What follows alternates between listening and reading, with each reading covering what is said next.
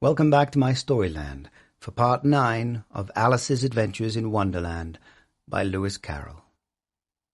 Are you ready? Then let's begin. Chapter 9, The Mock Turtle Story. "Oh, you can't think how glad I am to see you again, you dear old thing," said the Duchess, as she tucked her arm affectionately into Alice's, and they walked off together. Alice was very glad to find her in such a pleasant temper, and thought to herself that perhaps it was only the pepper that had made her so savage when they met in the kitchen. "When I'm Duchess," she said to herself, not in a very hopeful tone, though, "I won't have any pepper in my kitchen at all. Soup does very well without.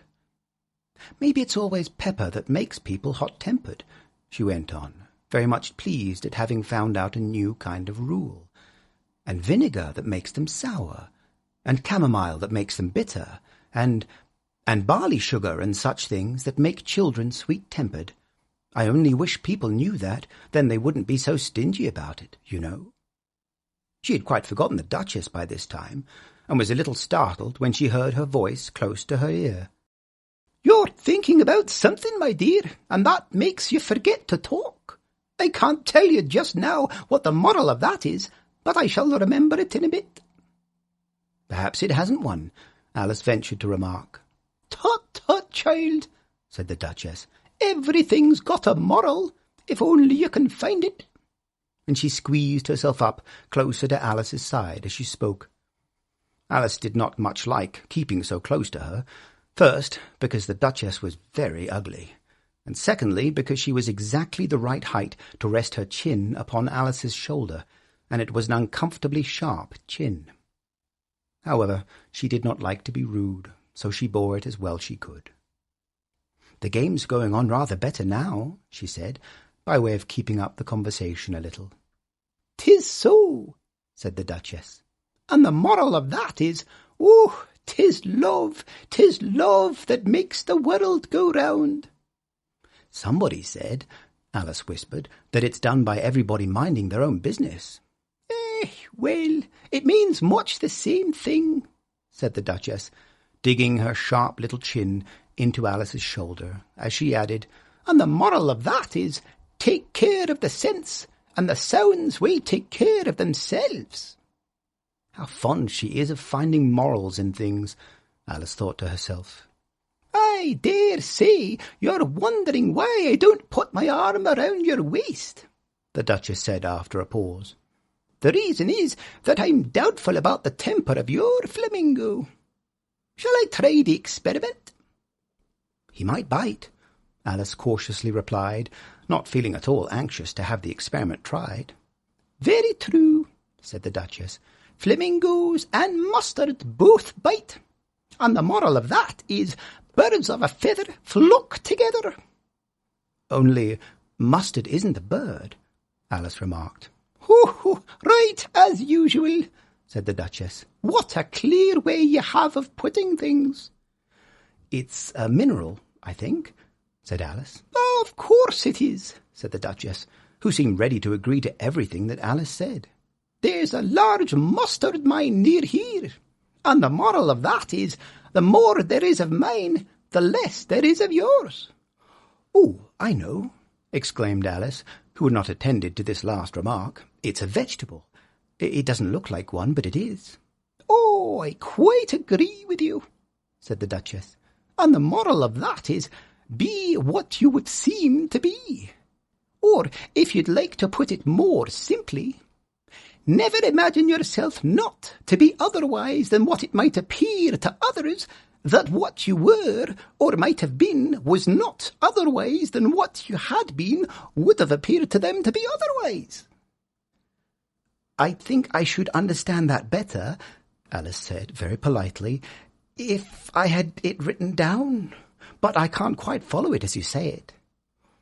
"Oh, that's nothing to what I could say if I chose," the Duchess replied in a pleased tone. "Pray don't trouble yourself to say it any longer than that," said Alice. "Oh, don't talk about trouble," said the Duchess. "I make you a present of everything I've said as yet." "A cheap sort of present," thought Alice. "I'm glad they don't give birthday presents like that." But she did not venture to say it out loud. "Thinking again?" the Duchess asked, with another dig of her sharp little chin. "I've a right to think," said Alice sharply, for she was beginning to feel a little worried. "Oh, just about as much right," said the Duchess, "as pigs have to fly, and the—" But here, to Alice's great surprise, the Duchess's voice died away, even in the middle of her favourite word, moral, and the arm that was linked into hers began to tremble. Alice looked up, and there stood the Queen in front of them, with her arms folded, frowning like a thunderstorm. "A fine day, Your Majesty," the Duchess began in a low, weak voice. "Now I give you fair warning," shouted the Queen, stamping on the ground as she spoke. "Either you or your head must be off, and that in about half no time. Take your choice." The Duchess took her choice and was gone in a moment. "Let's get on with the game," the Queen said to Alice, and Alice was too much frightened to say a word, but slowly followed her back to the croquet ground. The other guests had taken advantage of the Queen's absence and were resting in the shade.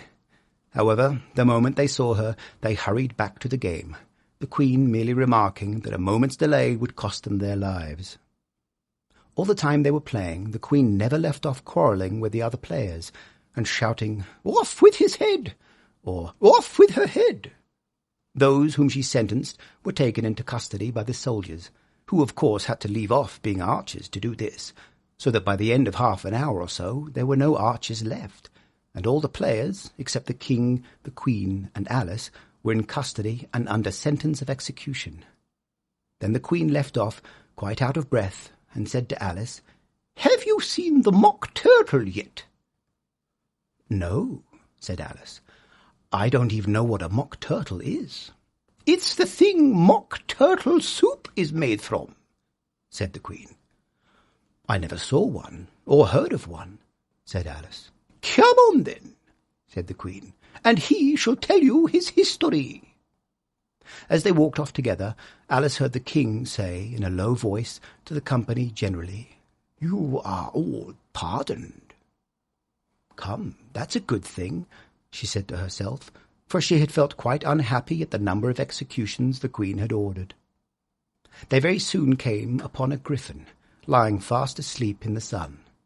"Yup, lazy thing," said the Queen, "and take this young lady to see the mock turtle, and to hear his history. I must go back and see after some executions I have ordered."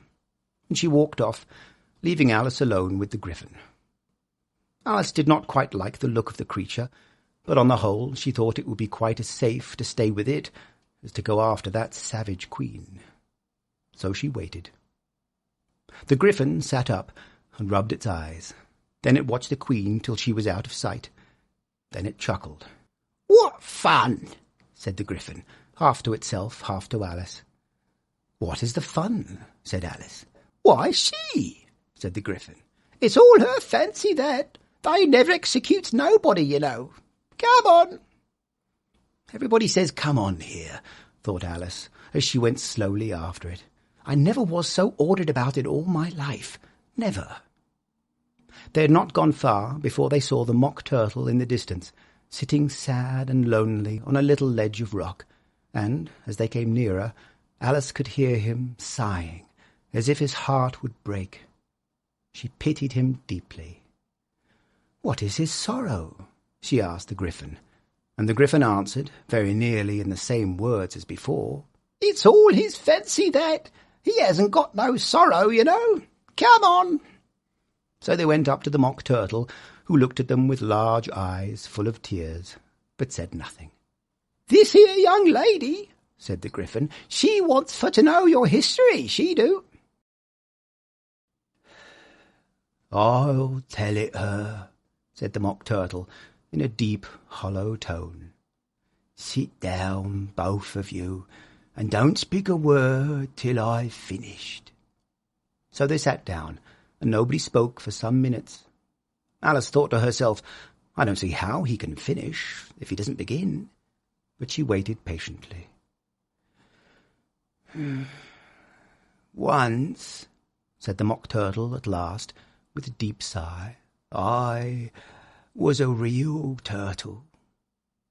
These words were followed by a very long silence, broken only by an occasional exclamation of "Cheek!"